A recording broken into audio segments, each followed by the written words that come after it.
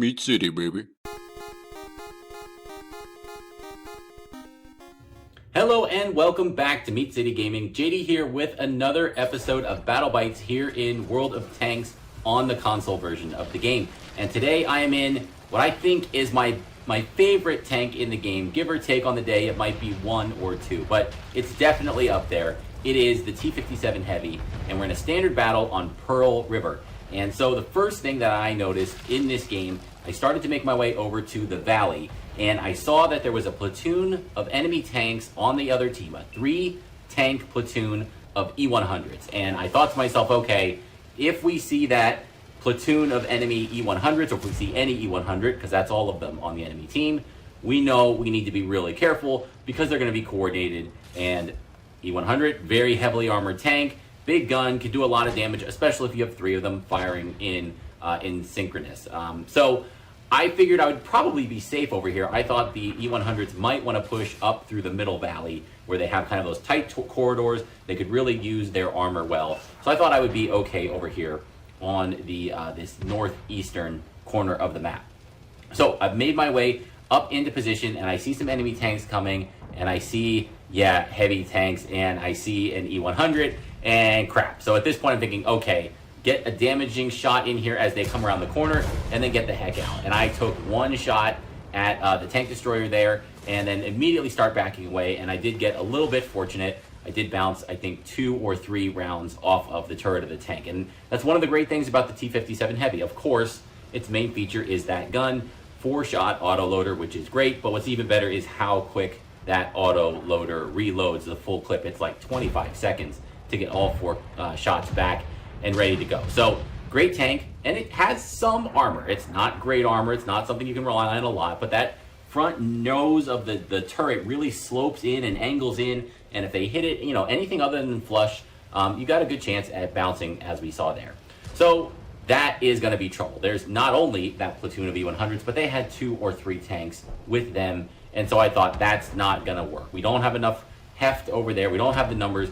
Pull back, win another position, and then try and get those E100s later. So I come back to the middle of the map, and I actually loaded a heat clip. Once again, this is the replay feature, not my live recorded gameplay, but a recording of the replay. So things are a little bit wonky. Again, it's showing I have a standard clip loaded, but as you see me fire, you'll see my ammo count for the premium ammo start to dip. So I was ready. Will I have to engage that E100? I loaded the premium ammo, and we end up running into, I thought I might peek the ridge here and see if I could find any little tank destroyers or the artillery on the enemy team, but instead, we see 2 tanks pushing in the middle, and one of them is, yes, there he is coming aggressively around that corner. I'm trying not to let him get a good shot into me.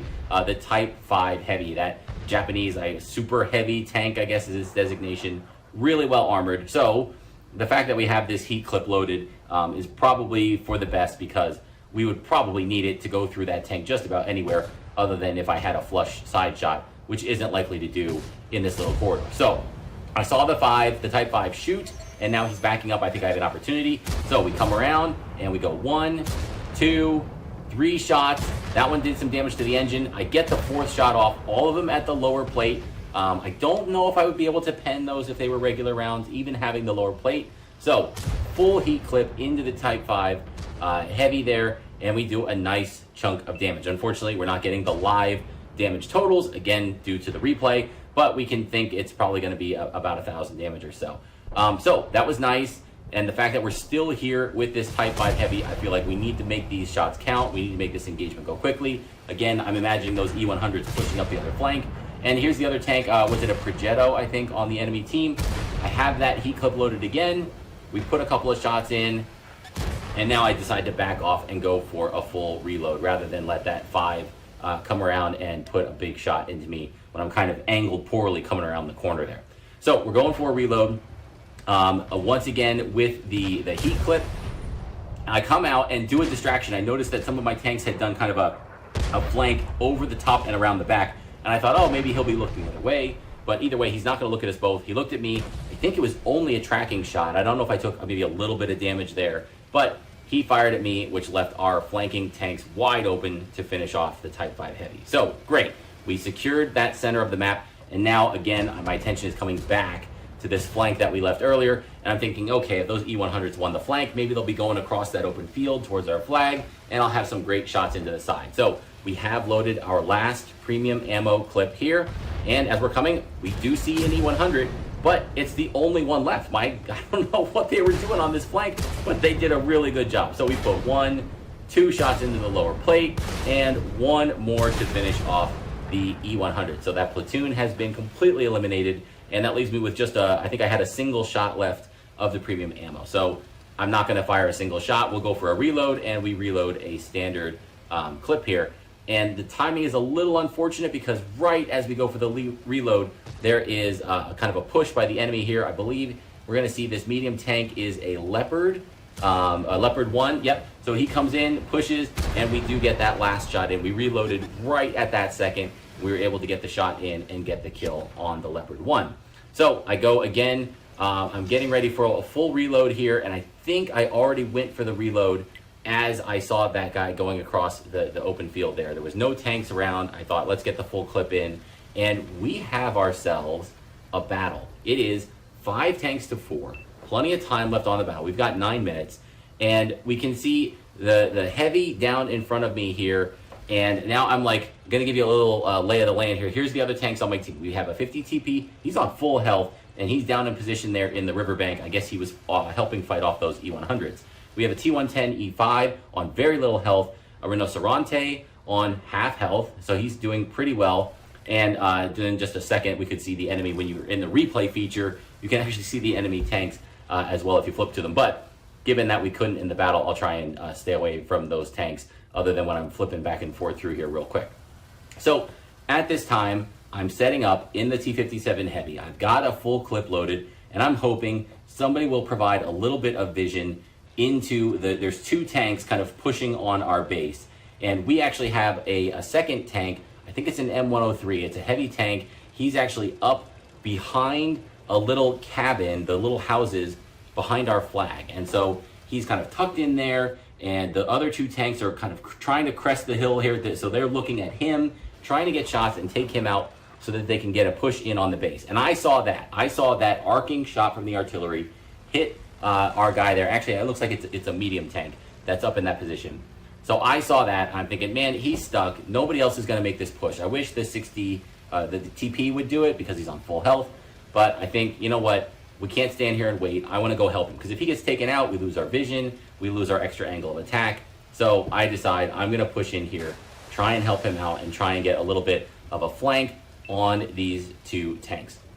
So the T57 Heavy, as you can see here, it's okay in terms of mobility. That's my only downside to it. I wish it had like 5 miles per hour faster or 5 kmh faster. Maybe I could put the fuel on it, the premium fuel. That's probably something I'll do here as I start to build up my reserves and my cash flow. Rather than have that standard fire extinguisher, it might be worth putting the fuel on to give this tank just a little more oomph in the engine and the top speed. So this worked. The flanking maneuver came off great. We end up coming behind here. It's a sharpshooter, and boom, we put 1 into the rear of the tank and 2 before he can get the gun turned on to us. Now, with half of a clip, I didn't think I had enough to take out the other tank up here. So I went for a reload. So I'm coming in, I'm trying to stay on the move. I know there's an artillery focused in on this area. I'm trying to go back and forth, do a little bit of sidewinder action here. And as I'm cresting, I don't want to get here too early because I'm not reloaded yet. So I'm trying to time cresting the ridge right as I'm reloading. And the M103 is the enemy tank. That's right. That's why I thought that earlier. It was our medium, but the M103. So we did put 1 shot in, and then the rhinoceronte had the finishing shot on that tank. And now we can breathe. Now it looks like we have things well enough in hand. 5-2. One of them is the artillery. The other one, I think it's a British tank destroyer that's left. Maybe it's a charioteer or a Conway. So we're in good shape. That was quite the craziness there, quite the push. I'm going to decide I go for a full reload, and I'm going to try and go up this same flank and support the Progetto 65 here on my team. He's on very low health. So I think I even told him, and there we can see it is a charioteer, tier 8 British tank destroyer, and on full health. So I told my guy, like, pull back. We got 5 tanks. Don't throw yourself away. Let's use overwhelming firepower, especially now that we know where he is.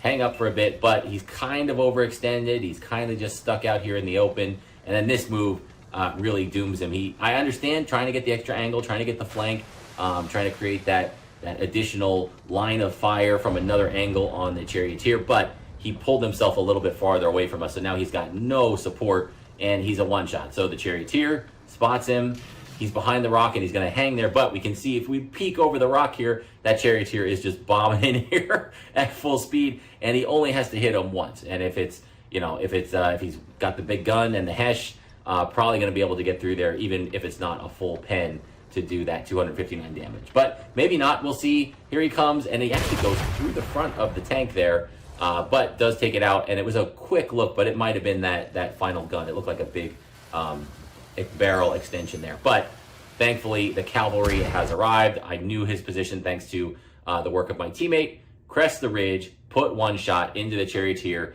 as he gave me his flush side as he was trying to get out of there, and we secure the last kill of the game and the victory for our team, and that was a blitz. So 5 kills, 4,760 damage for 1,406 base XP in the T57 Heavy. A really, really fun round. Had a good time in that one. And, tier 10 tanks, I'm still kind of getting my feet wet. I'm still learning a lot of the new tanks up at that tier and how many shots they have and whether they're auto loaders or not. It's the big boys up here, but at tier 10, you can get smacked pretty quickly if you find yourself out of position. Well, I held my own here pretty well, and had a good time doing it. A little bit of awareness. I like how I recognized the threat, shifted the flank, helped push, and then came back and did some cleanup. The nice little push through the middle to help our base defender, and then the final cleanup at the end. And it was enough for a first class mastery badge. So 5 kills, 5,000 damage, first class mastery badge, and a nice win in the T57 Heavy. That's all I can ask for in an episode of Battle Bites. So I hope you guys enjoyed that one. If you did, let me know in the comments. Again, if there's things I'm missing, if there's a mistake I made, if there's a tank that I engaged the wrong way, if I shot at a strength and I should be targeting a weak point, feel free to let me know. Again, just trying to get as much information as I can and to get myself back up to speed. So thank you for joining me, and I'll see you next time.